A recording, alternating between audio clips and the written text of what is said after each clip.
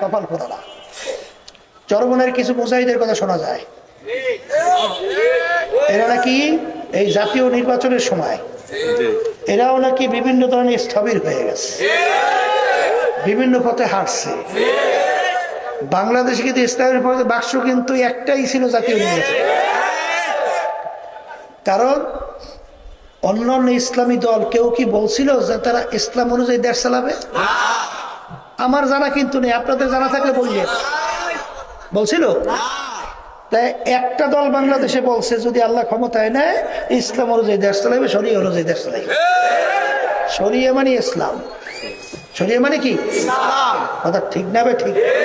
আচ্ছা, এখন যারা চরমনের মুহিব্বিন মুজাহিদ দাবি কইরা যারা এই ইসলামের বিপক্ষে অবস্থান নেছেন, আমি জেলা দায়িত্বশীল সহ বিভিন্ন দায়িত্বশীলদেরকে বলতেছিলাম, একেবারে জেলা থেকে শুরু করে একেবারে ওয়ার্ড পর্যায় পর্যন্ত আমাদের যতগুলো সংগঠন আছে, মুজাহিদ কমিটি হোক, আন্দোলন হোক, সহযোগী যত সংগঠন হোক, এমনকি হালকা কমিটি হোক, আরো আদার যা আছে, এই পুরো ওয়ার্ড পর্যায় পর্যন্ত যারা এই জাতীয় নির্বাচনের সময় চুপ রয়েছে অথবা তলে তলে অন্যত্র কাজ করছে অথবা প্রকাশ্যে অন্য কাজ করছে, এদেরকে কোথাও কোনো জায়গায় সদস্য পদেও কোনো দায়িত্ব রাখা যাবে না।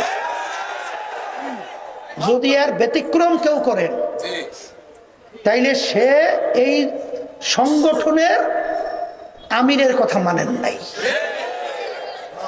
কথা পরিষ্কার। সর্বনয় তো দলবাড়ি করতে চায় না, কিছু স্বচ্ছ, কিছু বানি আদম এই চরিত্রবান করতে চায়। কথা বলছেন?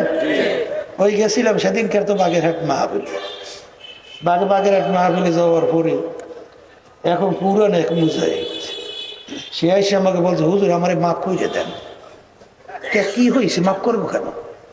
কয় হুজুর আমি নির্বাচন অন্য প্রার্থীর পক্ষে কাজ করছি। আচ্ছা, কিন্তু হুজুর ভোটটা হাত পা খাইয়ে দিছে বলতেছে।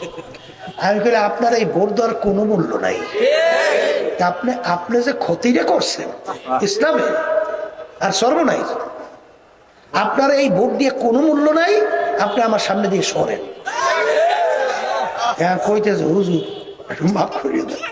আমি করে শোনেন, ইসলামের পক্ষে জাতীয় নির্বাচনে বাক্স ছিল একটা, কথা ঠিক না? তো এক বাক্সের বিরুদ্ধে আপনি অবস্থান নিয়েছেন, মাপ অন্যায় করলে করছেন আল্লাহর সঙ্গে, আপনি মাপ চাইলে আল্লাহর সঙ্গে চান।